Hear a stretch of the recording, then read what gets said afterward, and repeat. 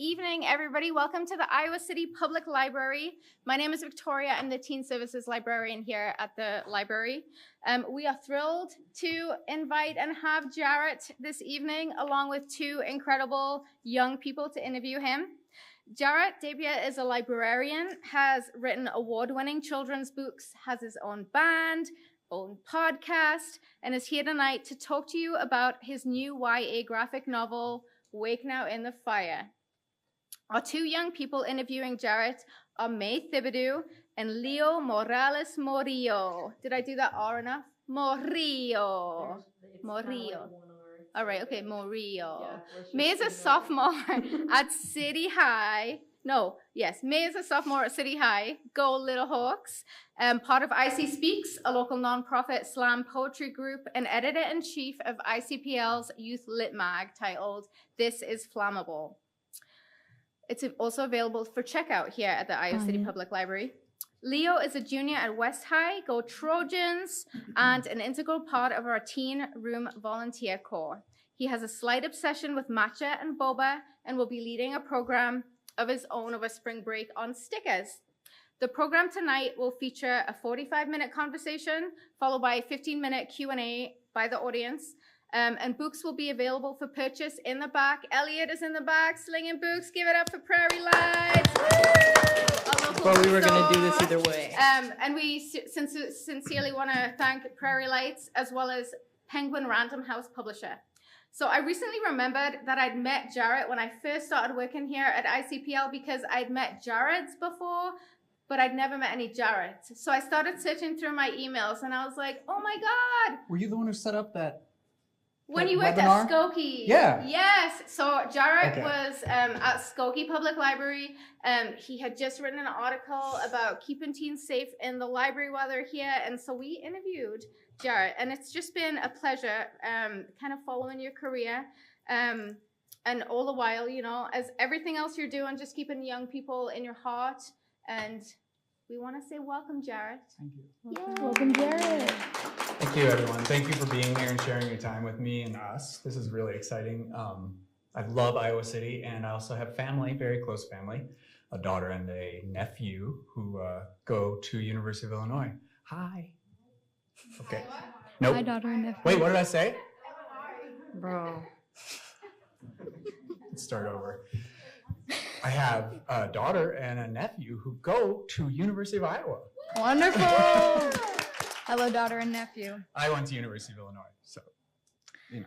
Our first question of the night is, when did you first encounter censorship? Like, what age? Okay, so this is a great question. I'm so happy you asked it. I could tell the funny story or the more serious one. Do both. Okay. By the way, I feel like I have bodyguards here. We'll make sure nothing happens to you. I hope you have my back. Okay, so censorship, I would say so when I was young, I was aware of the censorship that my parents enacted upon my brothers. I have two older brothers. One's 9 years older than me, one's 5 years older. And so about the time I was 5 or 6, my 14-year-old brother was really into Slayer and Iron Maiden. And what's that? Yeah. He and I was, of course, as a younger brother and also just like intrigued by horror imagery. I was really into his posters and thought a lot of that was really cool. And then but I would hear my parents yell at him about the Satanism on his walls. And this was in the 80s. So I had a satanic panic, but I was also raised by Catholic parents. Okay. It's funny, they were an enigma because not only did they both like came down hard on my brother for that stuff and yelled at him and kind of pushed him away. But at the same time, they took him to his first concert, which was Kiss at the Chicago Stadium in 1980. Did them being Catholic have anything to do with like how young you were or how old you were? So at that time, I mean, as far back as I can remember, we were required to go every single week to mass. And even at a young age, I remember having questions about the church, and I was told, don't ask them, just go along. And the first one was, what the hell do you mean original sin is a thing? Original sin being a baby is born, and if they don't get baptized by a Catholic priest before they die, that baby goes to hell. I understand. Yeah. And as a kid, 4 or 5 years old, I was like, what? That doesn't make any sense. Just intrinsically, instinctively, it did not. So I guess that's an even earlier example is I remember being told, don't ask questions. But so my brothers had vinyl records and they had a lot of Kiss records. And I loved grabbing their Kiss records and tracing the covers because Kiss, you know, wore all the makeup. And I thought their makeup was so cool. And so I always was sneaking into their room with like white sheets of paper and tracing it and then coloring my own album covers of Kiss albums. And one day when I was in my brother's room, he wasn't home and I was peeking around his record collection and I noticed that in the Kiss records, some of them came with posters, you know, like a lot do. And they were like posters of the band. They were posters of like the individual players and their makeup. I thought they were so cool. And I was like, oh, there's no way he's going to notice if I take these and put them up in my room. And I did that. And I worked really hard on it. And I felt really proud of how cool my room looked because it looked like my brother's rooms. And I remember I was laying in bed and I was reading. And it was like kind of right before bedtime. I was about 8. And my dad comes in and sees the posters. And I don't know what was going on with him that day, but he flipped out. I'm talking screaming, ranting and raving. And he ripped them off the walls, ripped them to shreds in front of me and stormed out. And I still remember the feeling of waking up in the morning and for a split moment thinking, oh, my posters. And then remembering what happened and just feeling kind of disturbed, kind of like shaken, very shaken. I would say that was like the earliest, like very vivid memory of an experience with censorship. And then I've just been collecting them since. Do you have any more recent memories or instances of censorship beyond just book banning? That's a great question. Beyond just book banning.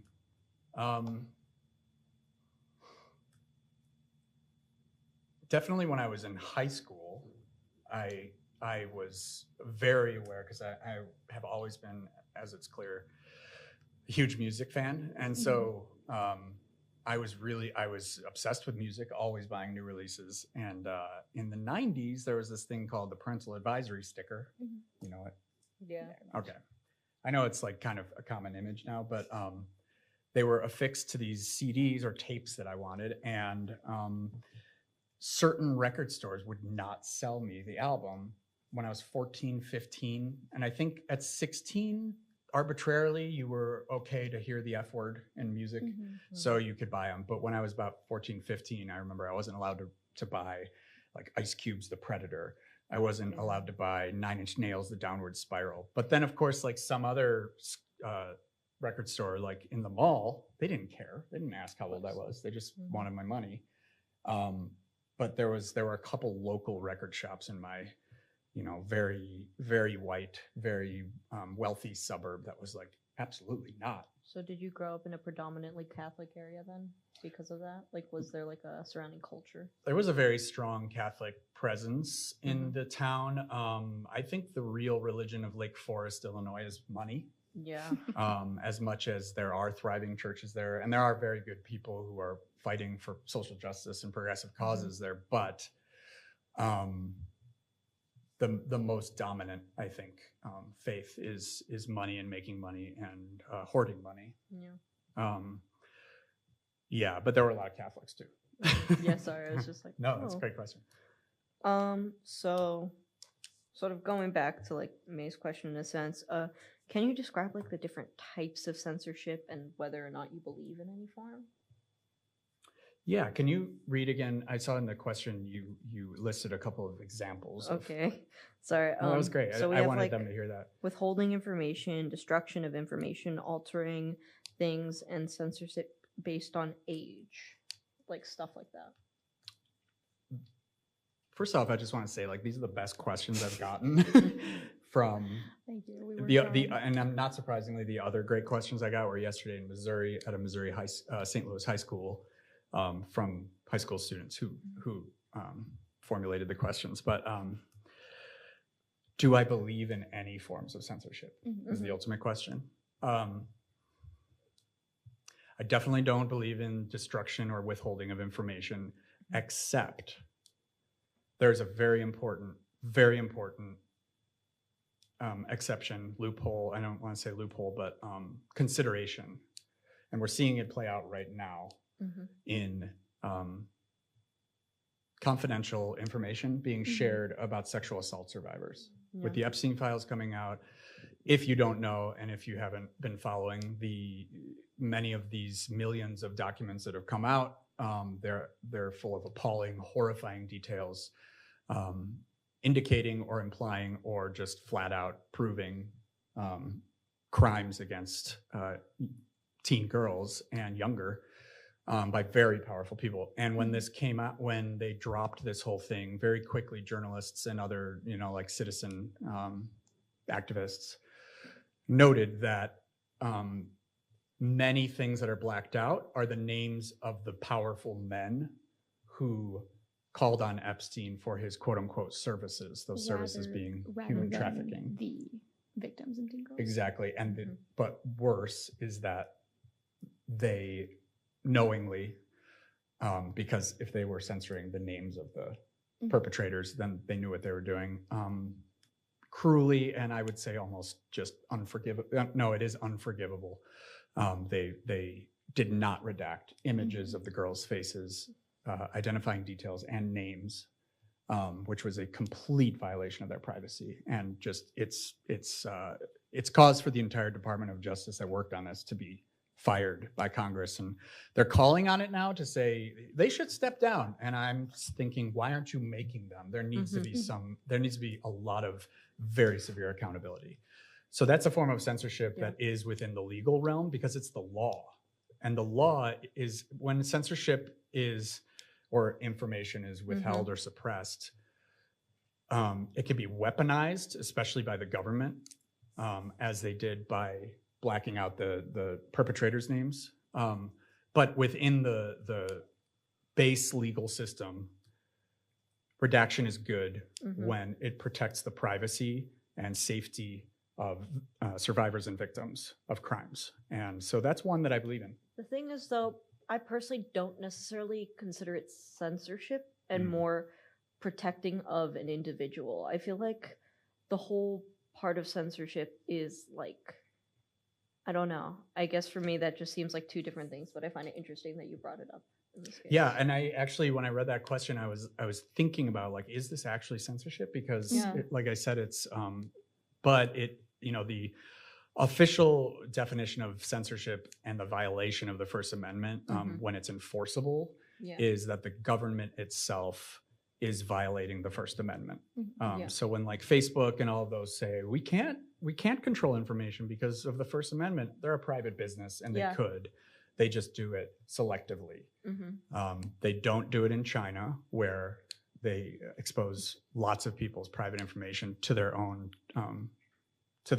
risk and threatening their lives. Here, when it's hate speech, they're all about it, and they say, yeah, it's fine, and we don't do that. But the problem is that the laws are meant to protect, survivors, and when they're violated, people are rarely held to account, especially when the perpetrators are very powerful. But there are people. There's an interesting like crossover between social justice activists, progressive activists, and then also libertarians. So libertarians would argue like no information that the government collects ever should be confidential or classified. And that includes like a case like this. I don't agree with that.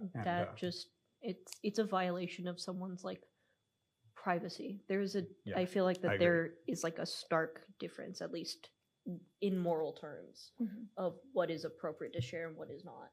Same with why I think that there is not, because like I personally don't really see that as like censorship in a way. It's more protecting But then again, using that logic, you could really say that against anything. It's Yeah. a really nuanced situation. But in terms of age, because I think that's really applicable to what's going on nationwide and especially in Iowa, with regards to censorship and book banning coming from parent groups, school boards, state governments, local city governments, municipal, and all the way up to the governor.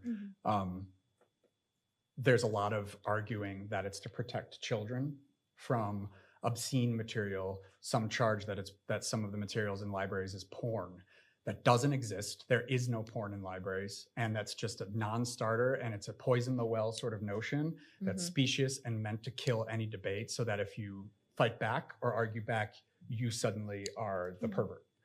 It's garbage, and it needs to be smacked down every time it's brought up. That and calling librarians groomers, which is just unforgivable in my view. We've seen that time and time again over the last 4 years, that charge against librarians for doing their jobs in providing accurate and important sexual health information to teenagers, reproductive right information, gender information, gender identity information. That's basic information needed by the public in these communities. And calling them groomers not only is just like a vile insult to the libraries and librarians and the profession, or the professionalism of them, and what great care. I'm a librarian myself. I've been working, thanks. It's funny. You expect that at a rock concert, but librarians should get some woos. Absolutely. I've been working in libraries since 2009 with teens primarily. And when I was born. Oh my God, me too. what? Yeah. Okay. No, we're both 16. Let's move on. But yeah, this is a very new coordinated attack on librarians, and it's an insult to the professionalism and the great care that they take with selecting the materials for the different age groups in the children's section, teen, and adult. And yes, sometimes we get things wrong, and that's why there is a reconsideration policy for materials. Someone might be like, this is not appropriate, and it's possible they're right. Yeah. They do have a right to voice their opinion. What they shouldn't have the right to do is weaponize the reconsideration system in order to take out 200, 300, 400 books that they didn't even read. But to call those people who work so hard to be careful about good, important information and information materials of all types, to call them groomers also is, so it's an insult, but it also gives cover to actual groomers. I feel like it minimizes the word. Exactly. Indeed. It makes it meaningless. Yeah. And part of the really awful truth is that a lot of the books that are under the umbrella of books attacked by groups like Moms for Liberty and now state policymakers, one of the really tragic irony is that a lot of those books are about sexual assault survivors. Either they're a main character or it's an important part of the plot. And those YA authors or memoir writers who are telling their own personal story, they take great care, and their editors take great care to make sure it's clear and accurate and also the best sort of truthful storytelling that it can be, which then gives, and in a lot of those stories, they're survivors of the actions of groomers, adults. And so taking away examples through fiction and nonfiction of what that actually looks like so young people can protect themselves is despicable. I also think that I would argue that's like the concept of like, I remember I wanted to do this really good book. I wanted to do an essay on this book that I really liked. Well, it's not technically a book, it's a manga called My Lesbian Experience with Loneliness. And I related to the main character a lot within that novel. But then they told me, you cannot do your essay on this because it has like nudity in it. And I'm like, yeah, but it's not nudity in the sense of like sexual. I don't know. And I remember that really frustrating me because then not only did I have to do something on something else, but also recognizing that like there's so many stories that I relate to just so deeply because of either my queerness or also being a person of color, and how that is being ripped away. That experience is partially being ripped away from me, but also other people who look like me, people who feel like me. That choice of what to read and like seeing someone experience something that they have too, I think it's despicable, and it makes me really sad, honestly. Number one, I'm sorry that it's happening and that you feel this way. I'm not sorry that you feel this way. It makes sense that you feel this way. I'm sorry that it's happening.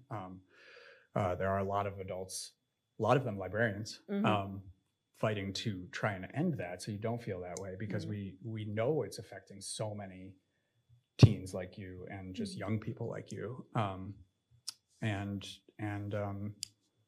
Yeah, you said that beautifully. That was, thanks for sharing that. Speaking on that, it was actually a really good segue. Thank you, Leo. Why in your book or graphic novel did you find it important to have characters with mostly complex backstories and intersecting marginalized identities, rather than having a group of like a group of 2 or 3 that have big backstories that we can focus on and listen to and see, and everyone else be more so as like they're just this character, they look like this, they talk like this, and that's how we know about them. Oh, so you want to know why I sort of dove into the personal experience of so many characters instead of not 2? Not like how most books do it when they have maybe 1 or 2 or maybe even 3 like main characters with big backstories. Yeah, it feels like you can see the personality in every single character. Oh, I appreciate that. I'm really glad that comes through, and it was very important to me. Partially, no, in a large way, because all of the book banning is targeted at stories about people of color, Black history, LGBTQ folks, and people with disabilities, survivors of sexual assault, and even drug addiction, whether it's a teen struggling with it or a teen struggling with a parent who has it or someone close to them who has it. And so I couldn't write a book about censorship without showing and exploring the lives of teens who are like many, many teens I've known, either through my work, through family, through friends' kids, the struggles that a lot of them have known, and I've known a lot. Whether in passing or just, through like a reader's advisory interview, I picked some stuff up. And also I used to work at the ACLU of Illinois as a legal assistant, and the projects I was assigned to were Reproductive Rights Project, Racial Justice Project, and First Amendment Rights Project. And so we would get calls from teens whose rights had been trampled, including police brutality against usually Black teens in Chicago and from all over the state. But those stories always stuck with me and carried with me too. And so if I'm gonna write something about censorship and it's a story about teens' lives, the effect of censorship, especially the censorship that we're seeing now, is ultimately a dehumanizing effect. It both erases or attempts to erase the stories and experiences of teens, diverse and multicultural teens, teens with varied experiences. It is attempting to do that. At the same time, those people exist everywhere and have equal rights that are the same as everyone's, or should be. And so talking about censorship, I don't think you can uncouple that from the actual stories and struggles and pressures and risks that teens carry with them every single day, because the books they're targeting are ones that try to erase the reality of that, which then snatches it from the teens themselves so that they can't see themselves validated and reflected back to them in books. And also teens who might not understand a certain person's experience and want to. Yeah. So it doesn't actually help those teens either, and it attempts to basically preserve white supremacy in all its forms. Yeah, I also speaking. I did want to mention that your character, Sochin. I really enjoyed her, even though she appeared only a couple of times. I really liked her because it's like I feel like it's very hard for certain people, mainly white people, to understand the impact of what it's like to be a person of color and to see yourself reflected in a character, and how comforting it feels to know that like other people see you. And I really appreciated that. Thanks for saying that. I appreciate that you said that. Yeah. Sochi is a character who's a student journalist in the story and fights really hard. She's the co-editor of the paper at this high school, and fights really hard to be a good, principled, ethical journalist. And in a lot of ways, I think that the values that both Sochi and Jackson, the co-editors, embody and exhibit are what many so-called professional journalists abandon once they become professional journalists. They all, if they go to school, are supposedly trained on all that stuff. Both Jackson and Sochi have great instincts, but Sochi is like a powerhouse, and I think has a personal connection to the story also, but a personal connection also to the importance of the truth. So she wanted to make sure that outrage and like high passions didn't affect the reporting. It was definitely really good to see someone fighting so hard to have just to like have her voice heard and make sure everything wasn't just going to be completely like blanked over and no one saw it. And she doesn't let anyone walk over her in the like production meetings. Like she runs that town, you know? And that's why I also wanted to leave it with like characters who are like, once the articles come out saying like, did you hear Sochi on NPR? And then, you know, the other characters saying like, yes, and she's going to be famous. I really like to see that. I also, again, actually sort of a bit more on Sochi. Not only did she remind me of myself, but she also reminded me of my mom. How? My mom is like an author, and she does a lot of like journalistic stuff. So she writes a lot of articles, and her main thing is like about birth control along the US-Mexico border. So just sort of seeing like such a powerful woman in like a space that's mainly male dominated was like very nice to like be able to not only see myself, but like in a way see my ancestors, like the women who came before me and the women who will come after. It was like really nice. Yeah, that's great. Thanks for saying that. We have to diversify, and by diversify, I don't mean like, you know, a few hires here and there. It needs to be a complete temperamental shift in approach to who gets to report and who gets to publish and be an editor. That's true in publishing. It's true in newspaper and magazines. It's true everywhere. One way around that has been to consolidate all of these publishing houses and newspapers into, you know, one business, or like three businesses, and then it's a way to make the sort of like ramparts that you know guard the publishing world that much more impenetrable for people who have less power in a white supremacist system. And sort of speaking on white supremacy, PEN America cites that 6,870 book bans were enacted during the 2024 to 2025 school year across 23 states and 87 public school districts. These were mainly books by people of color, members of the LGBTQ plus community, and women. When did you make this connection within your story, and why do you think these groups are targeted? Even though I do feel like you have answered partially. Yeah. So I always, I guess, as soon as I finished college and started working at the ACLU was I mean, my political awakening, if you want to call it that, is no, it was earlier than that. Take your time. I mean, my passion for defending and advocating for the rights of queer folks has gone back to 8th grade. And though it's like a very traumatizing and trauma-specific story, seeing the movies Philadelphia and the band Played On Mhm. were hugely formative to me. And that was like the power of cable. I'd be homesick with asthma sicknesses and be watching every movie that was on. Mhm.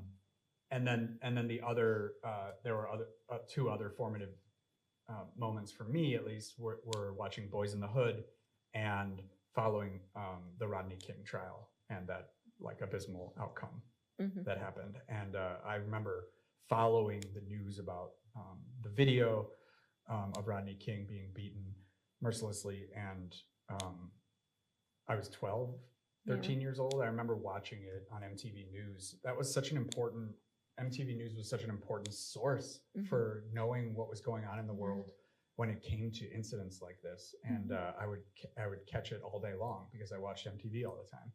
I feel like it was a real loss when MTV News sort of lost its, I guess, relevance, or MTV did. But In general. wait, the question was something else though. It was it was about like, why do you think specifically people of color, LGBTQ plus folks, and women are like specifically targeted? Yeah, so they always have been in instances of censorship, from being disenfranchised and having no right to vote. Yeah. You know, it goes back to systems that repeatedly and thoroughly dehumanized people without giving them, you know, a voice in our electoral system, without giving them a chance to be part of the system. And the list goes on, as everyone knows. But so censorship always comes down to an issue of control, and it's always social control. And unfortunately, in a system that still exists as being white dominated and male dominated and Christian dominated, you're going to see anything that threatens that dominance, it gets snuffed out.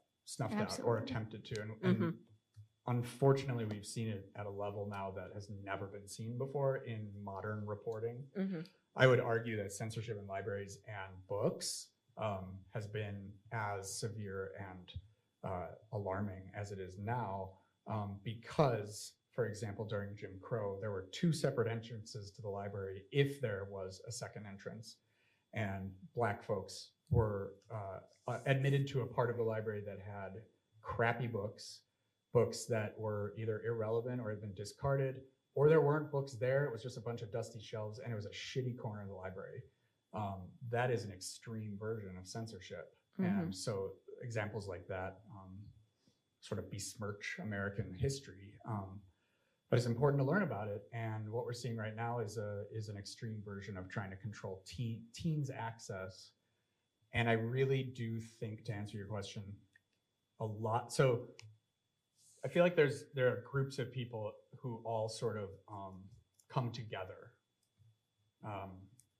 either through real intentional organizing, or it just happens that way, in terms of people who censor or want books censored. Number one, I think a lot of parents who speak up are freaked the hell out about the world. And raising children in this world is scary as fuck. Excuse my language. I have raised and am raising 2, and to see tech developments that expose young women and girls to just like predators, and to see AI train us in real time right now to disbelieve our eyes when we see videos and when we see things. And it gives an air of deniability. But not just that, like the fact that the tech itself seems uncontrollable. And when you're a parent, you already feel uncontrollable. Like you feel like you don't know what you're doing. A lot of us don't admit it, but we don't. We have no idea. And then these things come in that not only feel like they could threaten the safety of your baby, but also there's nothing I can do about it. So it's a helpless feeling. And so books are an easy scapegoat. You know, like, what do you mean there aren't only 2 genders? You know what I mean? Like that, like breaks the brain. Exactly. Breaks the brain of many people because they've been raised to believe this and they just want something to hold on to. Yeah. That's like definite. But so I think a lot of parents are either misled or just activated by the language of very organized, intentional censors, and drawn into the movement. And their worry and their fear and anxiety that comes naturally to you as a parent, but especially in a world now also of school shootings and ICE raids on children. Yeah. So on and so forth. Especially today. And the fact that even if your children aren't threatened by those things, they're witnessing it through the internet, which is having a real effect on people's mental health. All of that's being exploited by the organized groups. So, and then the organized groups are political, political people who really want their own power to continue, and they also want to, they also believe deeply in systems of white supremacy. Yeah. The other one is very organized, fundamentalist Christian sects that have been, building in power since the 1980s, and are now at a level of like extreme wealth and political power that is scary. And they have certain ideas that no, there are not more than two genders, and no, abortion should not be legal, and these are religious issues for them. And those are all of those groups come together, but especially the last two I mentioned want to target the groups and the literature that reflects the humanness and the stories and just the existence of certain people. They intentionally want that. They don't want their young to build empathy or understanding for those groups. Yeah. Because if you do, we might have a truly multicultural, equal society.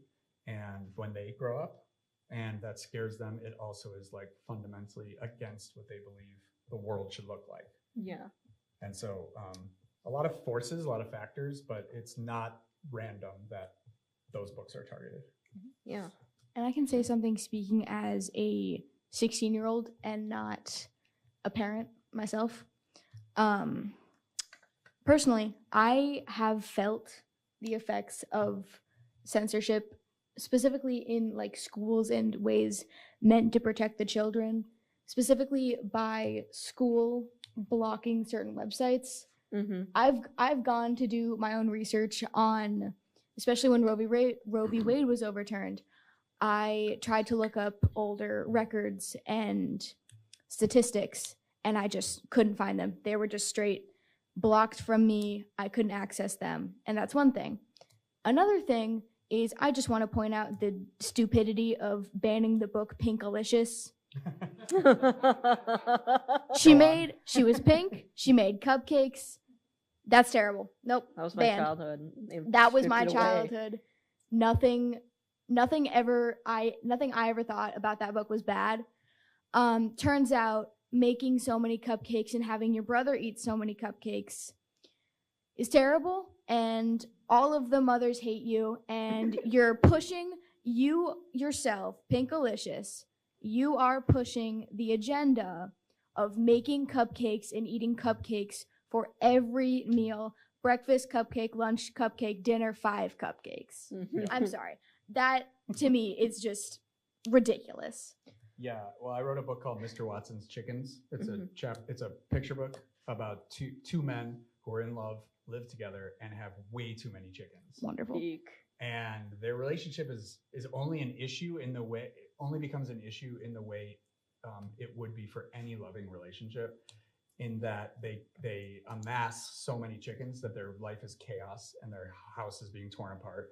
And By chickens. One of them what's that? By chickens. By chickens, yeah. And these are circus chickens, pillow fighting chickens. Yes, of course. Dancer chickens, drumming chickens. Anyways, they do a lot, and it drives one of the men, Mr. Nelson, finally up the wall, and he says, if you don't get rid of them, I'm moving out to the coop out back that we originally built, and you'll be alone. And that is a moment that I intentionally wrote to be a moment that there was a decision that had to be made, where Mr. Watson hears the desperation of his partner, and also decides to change. And then, just as important, the Mr. Nelson says, and I'll help you. change. And so that brings them close together. They do find a new home for the chickens. They become YouTube stars. They go on tour. Yeah. Sorry. But that book has been now challenged and also banned in a couple different districts, especially in Alabama. Alabama does not like gay chicken keepers. No. Lesson to all the gay chicken keepers out there: don't go to Alabama. Amen. Yeah, Amen. yeah. Stay in if Iowa. you're there, like, Might want to try to Keep your head invest on down. getting out. Make sure your level of chicken stays in the coop.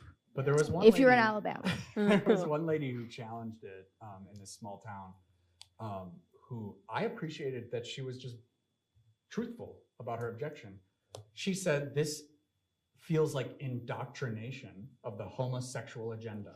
Ooh. And indoctrination, she means basically that the fact that their relationship is not an issue or a problem, that it is just taken as normal, is indoctrination, that being queer is normal.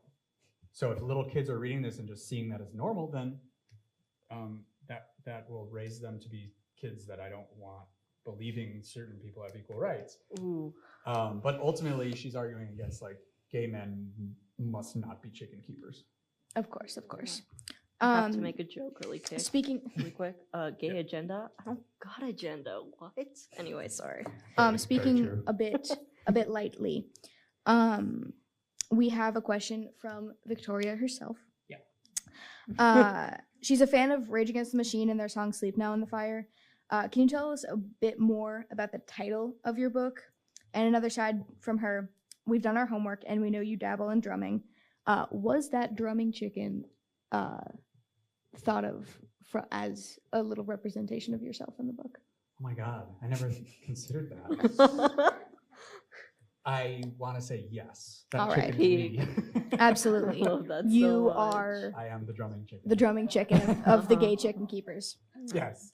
And then another little follow up to that is we know that music plays a hefty role in your books. And how does music impact your work? How does it help us collectively process our lives? And specifically from Victoria, that maybe you can answer once this is over, what are your favorite bands? Great questions. These are my favorite questions. They're about music. So one thing that I want to note before that I forgot to say about Mr. Watson's Chickens is there's a certain level of either bad faith when people try to censor a book with same-sex couples or trans, and also this person objected that there are non-binary and trans characters in the book, in the illustrations of Mr. Watson's Chickens.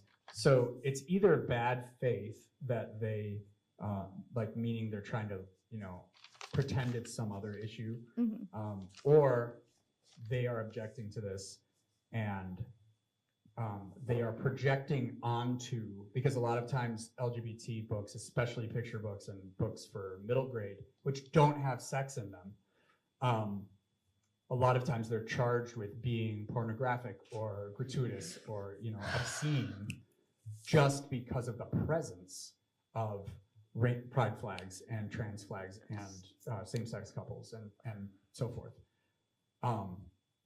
To which I have to ask, why do you keep imagining what two characters for whom in the story sex has nothing to do with the story, why do you keep imagining what they do in the privacy of their bedroom? I don't read millions of cats about the old man and woman who are so lonely they need a cat and wonder if they're banging. Exactly. And if No. you do, I have to wonder why. Exactly. So you're either What's your problem? like Respectfully.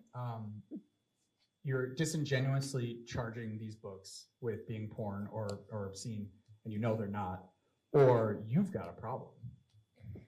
I also think, again, same with like them like calling librarians groomers. I feel like it just dumbs down, like, in a way, like it takes away from that word. It takes away from the meanings of certain things. Yeah. And that genuinely angers me, because I feel like it just feeds into so many stereotypes that I'm just not going to get into. But So those are called standards that you have. Yeah. I hope you keep hold of them, seriously, Oh.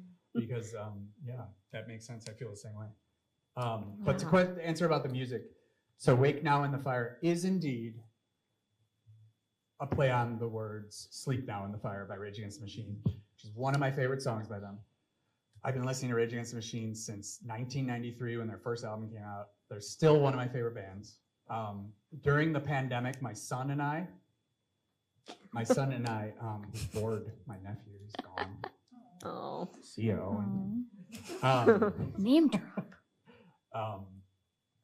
During the pandemic, I was homeschooling our son, and he was 4th and then 5th and 6th grade when I was doing it, and we listened to a lot of Rage Against the Machine because he really liked it. I also took him to see them, which was his first concert. And Special. we listened to Sleep Now in the Fire a lot because I love the groove of that song so much. And we were searching for a title for this, me and the editor, and we knew we didn't want to be too obvious with the word fire because every book about book banning seems to do it, but I also did want to evoke Fahrenheit 451 because it's just so apt. But I also wanted to say something about the way that the characters each individually wake up to themselves and their role in the society and the community around them. And so I just said one day, "Wake now in the fire." And my son was like, "What?" And I just said, "That should be the title of the book." And I floated it and they really liked it. Obviously. So yeah, and it is a little different because that song is from the point of view of greed itself. It's really cool, but it's depressing because it's greed saying, "Don't notice what I'm doing. Don't notice the way I debase the world around you and harm your neighborhoods and your communities. Just keep consuming, be numb, and go to sleep while I basically light the world on fire around you." Wake Now in the Fire. I didn't anticipate it, but I also like that it sort of like winks at the people who loathe the word woke and use it as an insult. It has like a couple meanings that I'm really pleased with. Any other? Music. How does it play into my writing? Yes. I'm a drummer. I've been drumming since 3rd grade. I hear rhythm in everything, and so I can't write without hearing the rhythm of the words. So I read aloud my writing while I'm writing it to myself a lot, and then edit based on what sounds wrong. And that's especially true with picture books, which mine have a lot of rhythm and music and playful wordplay. And there's music in everything. I believe. Of course. That, I don't know if it's even a belief, I think it's just a fact. But if you listen, it's there. And there is that Shakespeare quote, "Music is the food of life." I think it's deeper than that. I once interviewed the singer of Fugazi, Ian Mackay, and he said to him, music is sacred, or as close to sacred as anything can be. And I thought that captured my feelings about music. It has been everything from entertainment to friendship building to a balm to therapy to joy and processing emotions, and just like the same as reading a good book where you feel like the author is talking to you. And it doesn't have to be a singer. It could be the drummer. And a lot of times it is the way a drummer plays feels like his brain is a little like mine. Is that specifically for you as a drummer since 3rd grade or 3rd grade? I think so, yeah. So like, that's why I love writing. I mean, I've tried picture books that are more like reflective and meditative. And I always start like getting a little hyper. And I realize like, I enjoy this a lot more when I can explore language as a rhythm. So yeah, I think that ties in. Oh, my favorite bands right now. Always Rage Against the Machine, always the band Hum from Champaign, Illinois, always the band Smashing Pumpkins, Slowdive from Britain, tons and tons of punk bands. One of my favorites for 10 years now is this punk band from Canada called Pup. I love Pup. The Menzingers from Philadelphia. War on Women is one that I'm really digging right now. They're from Baltimore. And then I really love, I'm like deeply exploring Otis Redding, Led Zeppelin, like the stuff that like I always sort of ignored, but always when I heard them, I was like, that's good. Like I want to actually know these artists thoroughly. So I've been listening to a lot of Howling Wolf, Otis Redding, I just started like going through the Led Zeppelin discography, and a lot of times this is still related to the drummer. Those drummers were trailblazing and just so important to making those songs what they were, that I want to hear all of it and all the work that they did. I'm really proud to say I listened to NWA while reading your book. Yes. Yeah. I love that. It's pretty appropriate. Yeah. I also really like music, so. So another question. What challenges or advantages were there in writing like a graphic novel rather than like, you know, a traditional book or comic? So first and foremost, and someone had asked me, why did I write myself out of the story?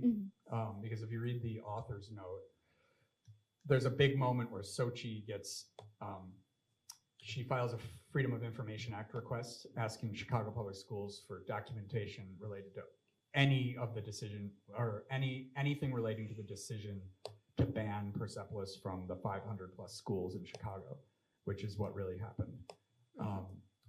And she receives 46 pages that are all redacted, and is able to lift off those redactions to access the information underneath them because they had redacted it incorrectly. And that really happened, except I was the one who filed the FOIA. And it was about 1.5 years after the banning of Persepolis. When the issue had died down, Chicago Public Schools superintendent never answered the question of who was involved, why was this done. I was writing a paper in grad school about this incident. I'd interviewed a lot of teens who were there and organized for it, for that paper, but right at the tail end, I filed my own FOIA, sort of a shot in the dark, thinking I'm just gonna ask for, because the originally, the American Library Association filed a FOIA in 2013 trying to answer the questions that CPS wouldn't answer. And they got 8 pages back, all redacted. And they said, that's all there is, sorry. Were they correctly redacted or incorrectly redacted? Those were, yes, those were correctly redacted. And, but they left one detail open, which was on March 12th, 2013, there was a meeting. At that meeting, the head of this network group of school chiefs, they gave a directive to remove Persepolis from every school in the system, post haste. And so I could see they had a meeting that day. And so when I was a grad student, I just filed it and asked for I was very specific. I said, I just want minutes or documentation related to this meeting of March 12th, 2013. And I didn't expect anything. And then I received 46 pages, all redacted. And before I even discovered the redactions were not permanent, they basically admitted a lie because they told the press and ALA, there's nothing more than 8 pages. Sorry. And that's all sensitive information, so you can't read it. I got 46 pages, and so they lied the first time. But as I was looking through it on my phone, I noticed that every time I flipped to a new page, the information underneath the redactions was visible for a split second.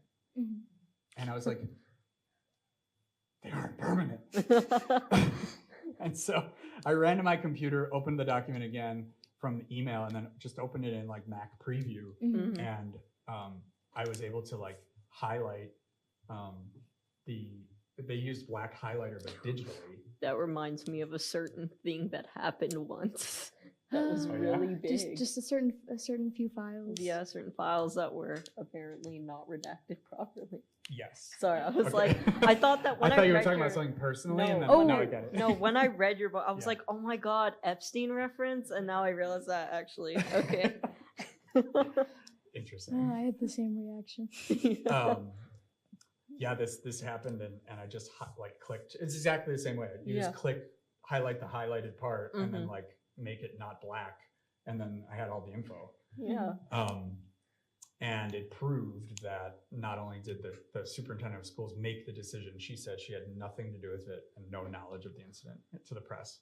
But it said like who brought the initial complaint, who was involved in the decision, how quickly did they make the decision, which was very quickly without any questions asked, and so forth. So that's why. So writing a graphic novel, I don't love it. I'm fine with it, but I didn't want to write one where like I'm the main character just trying to find my way to the truth. I don't like that unless like I just don't like that. And I just thought I was beside the point. I found the information and yeah, I cared about the story, but I'm going to prove that I care about the information by writing the book. So from first to last, every adult and there were many teachers and adults who did take action to protect the books on behalf of the students, but they always said and expressed and emphasized to me, everything that happened, it was the students who did it. And so I was writing a book about the students doing it. And so I didn't want to have a lot of narrative scenes where I'm like narrating myself, walking around and looking out a window, thinking up new questions to ask.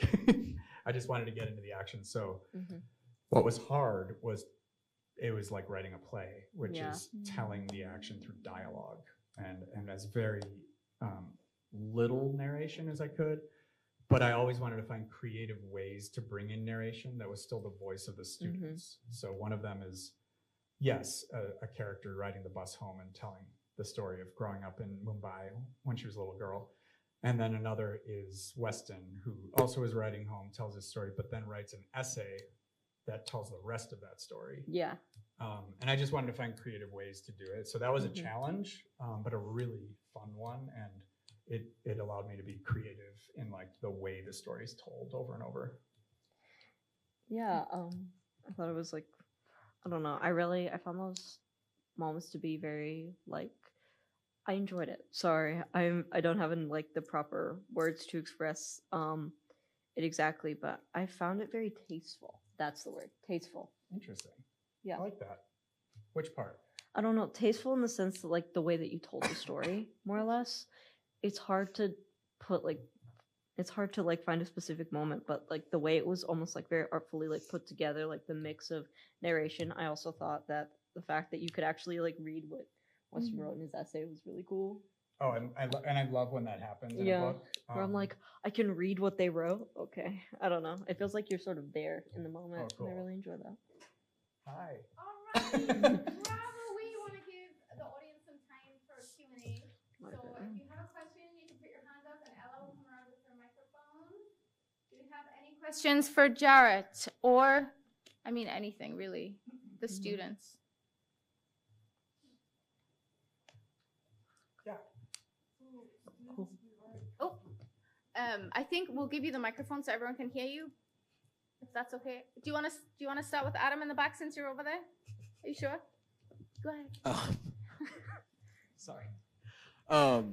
So it sounds like you worked in Skokie for a while, and I know Skokie has a long, interesting First Amendment rights history.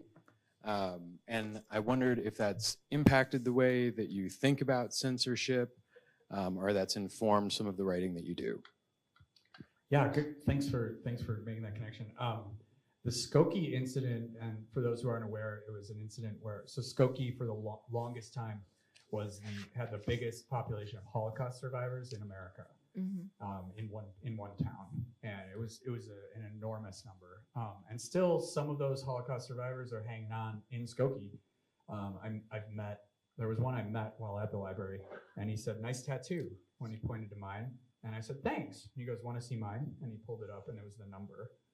And so what influenced me though was I learned about, so he's referencing basically the Illinois Nazi Party chapter in the 1970s announced they were going to march in Skokie, purposefully to both test their First Amendment rights and also, of course, offend the hell out of, people who had survived something so horrible and who they didn't believe should exist. And so it was a lot of controversy. A lot of people were fighting back, saying they shouldn't be allowed to do this.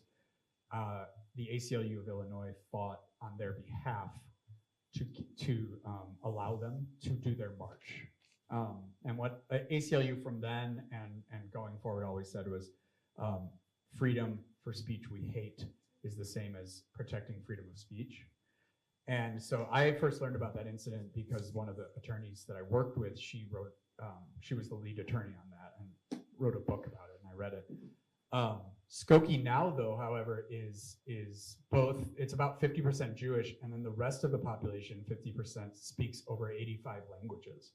There's an enormous refugee and immigrant population from war-torn places, from all over the world. And I think Skokie there's a reason Skokie has changed that way, is because a lot of the residents, the community itself have had decades of being welcoming and supportive of people facing persecution. But it also has changed the face of Skokie, which has caused some problems with people who don't want people who don't look like them in their town or speak different languages. So there's been some conflict.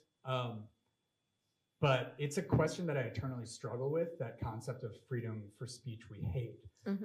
Especially, I just read a book called Careless People about Facebook, and from someone who was high up in the ranks and watched it devolve into an authoritarian supporting monstrosity. And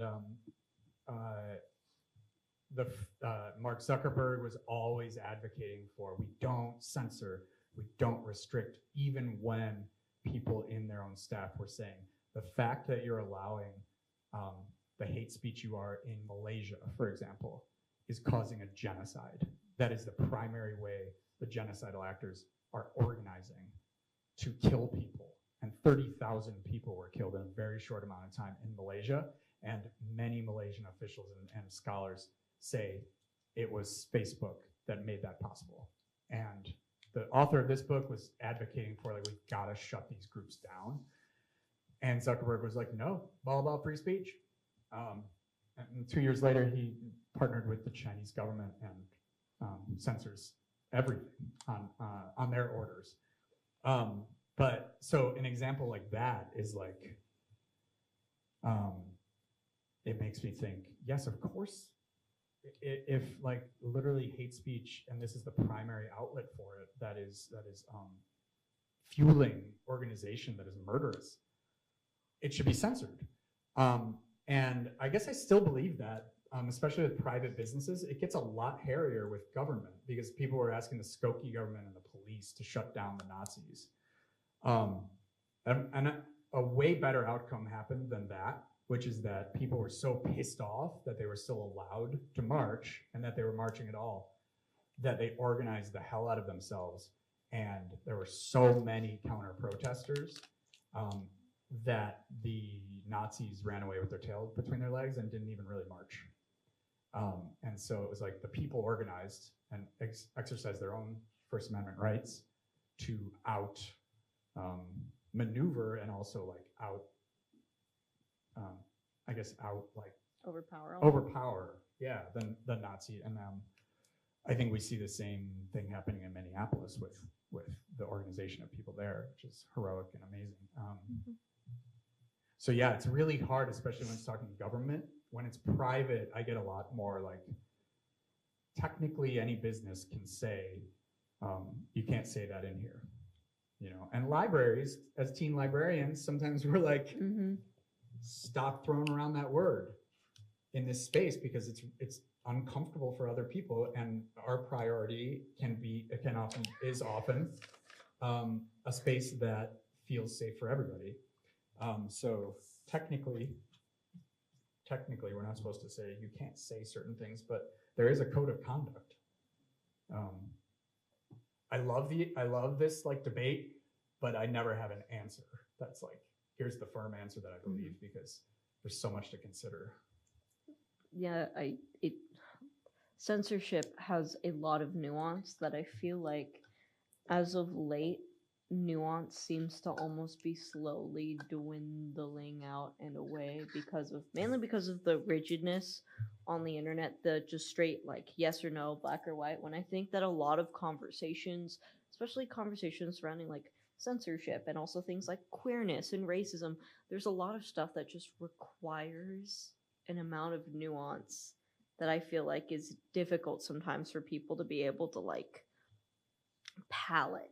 Yeah, in a social way. media doesn't like nuance. problems. It doesn't. It really doesn't. And I feel like that's why conversations like these, moments like these are important, because it allows, there's more insight. You're allowed to have your opinions, and it's comforting to hear someone speak with like nuance.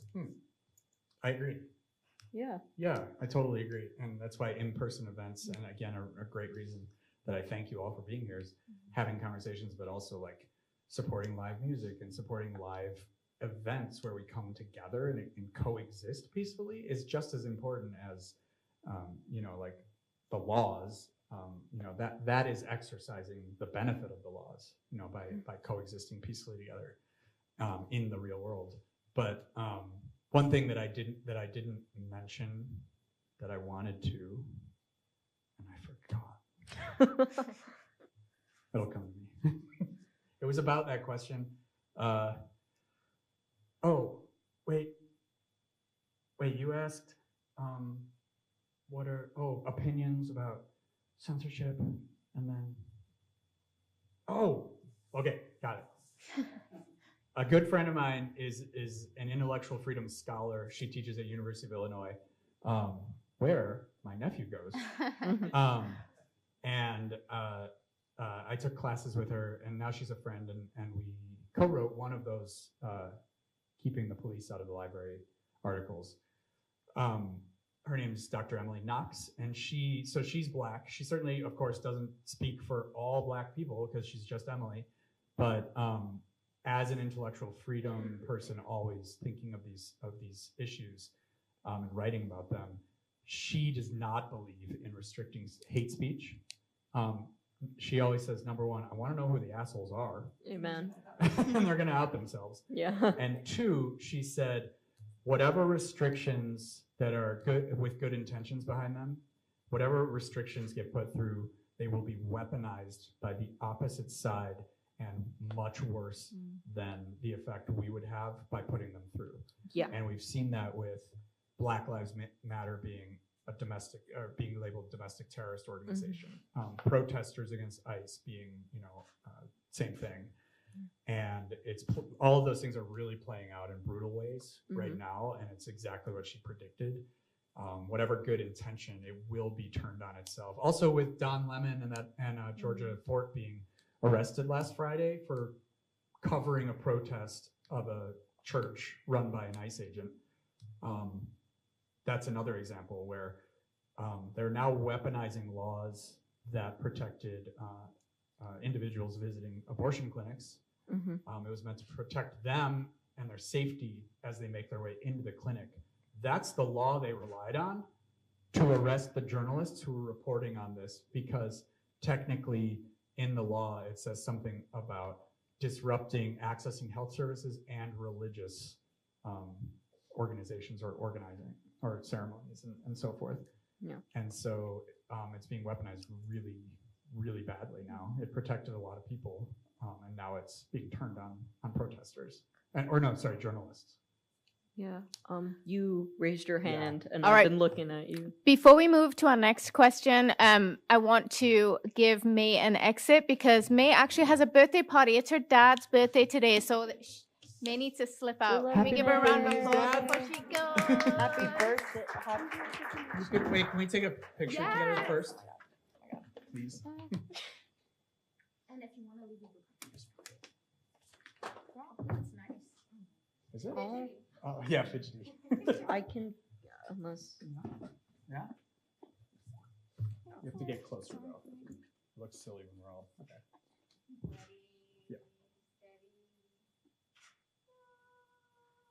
Yay! Okay, thanks. Thank you. Thanks, May. Thanks, May. You're a rock star. All right, who's on next question? We made You our got your friend delay microphone? even Perfect. more. I'm so sorry. What is the biggest inspiration for your books? Ooh. Do you mean like other writers, or do you mean just like cosmically? It can be other writers or also inspiration from like your real life. and Okay. Your experience. So there was a question that I know we didn't get to that was about why, what made me want to put in a character whose father was struggling with pill addiction, pain pill addiction, and alcoholism. And so that comes from a very personal place. I lost a brother to an overdose on morphine and fentanyl 2 years ago. And he was somebody who his entire life was trying to find validation and respect for having very countercultural energy and ideas and a very, very open heart. And he got scapegoated and smacked down and silenced through shouting, and even, you know, physically abused throughout his life. And it added to a level of depression that really undid him. And I don't say that I'm writing this for him, because I started writing this 10 years ago. And then in the form that it's in 5 years ago. And but he's often at the forefront of my mind, because I witness and see how often teenagers are disrespected by the culture, not taken seriously, and adults both want to be their friend but also have authoritarian control over them. And there's a dissonance in that I think is very disturbing, and gaslighting, and has a real effect on people's development. And I personally always think that teens hold up a mirror to society, and that's why they get punched down, is because adults see in that mirror the society, their own compromises, because teens often speak very truthfully about what they're perceiving and seeing. That's my daughter ditching me. She has a play rehearsal. So they crack the mirror because they see their own compromises, and they also see the way we have been, and I put myself in there too, but not totally, complacent about living in and not challenging a world that puts young people's health, safety, intellectual pursuits, and just emotional lives at risk. And it's as pronounced as ever now. I write because, especially YA, because of caring about teen stories. And I think also, I just feel very connected to my own experience as a teenager. And I guess I'm sort of always retelling those stories and my own experiences in my own head. And so those things really drive to tell truthful stories for teens that communicate, someone cares enough to try to write a truthful story about the experience of being a teenager, but also someone takes them seriously. Those are huge motivators. In terms of biggest YA influences, the two that really I always point to are Laurie Halse Anderson and Walter Dean Myers. Walter Dean Myers, to your point about like how the book is told through a lot of different, like through emails and texts and stuff like that. His book Shooter was the first YA book, like modern YA, that I ever read. And it's prepared like a case file almost. Ooh. It's in the aftermath of a school shooting, but it's told through journals, police interrogation transcripts, newspaper accounts, and other types of media. And it ended up being just as powerful as a traditionally told novel. It really blew me away. And then I read more of his stuff, and he had a commitment to the true lives of the teens he wrote about that came through always, but he was always playful and inventive with the format, because he understood that also young people or people who are very creative love that kind of experimenting, and it makes it accessible. And to me, that just like fits so directly with like, I guess maybe I'll write a traditional novel. I'll try it, but I kind of think that would be so boring. I loved like doing what he did, or trying to write it like this through dialogue and different means of storytelling. Does that make that good? Okay. All right, I think we have time for one more short question if anyone's got one pressing.